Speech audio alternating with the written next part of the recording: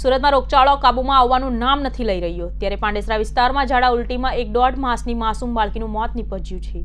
શ્રમિક પરિવારની બાળકીના મોતને લઈને પરિવારજનોમાં શોકનું મોજું ફરી વળ્યું છે।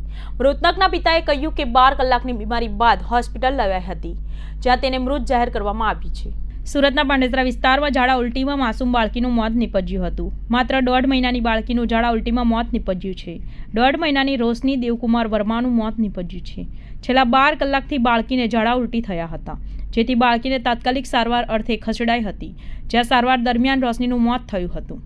પાંડેસરાના કૃષ્ણનગર ખાતે રહેતા મૃતક બાળકીના પિતા દેવકુમાર વર્માએ કહ્યું કે બાળકીના મોતનું કારણ આપતા તબીબોએ કહ્યું કે તે બહુ નબળી હતી, જેના કારણે ઝાડા ઉલટીથી તેનું મોત થયું હતું। અમે વિચારી પણ નથી શકતા અને સમજી કે માની પણ નથી શકતા કે અમારી માસૂમ ઢીંગલી માત્ર ટૂંકી બીમારીમાં જ અમને છોડીને જતી રહી છે।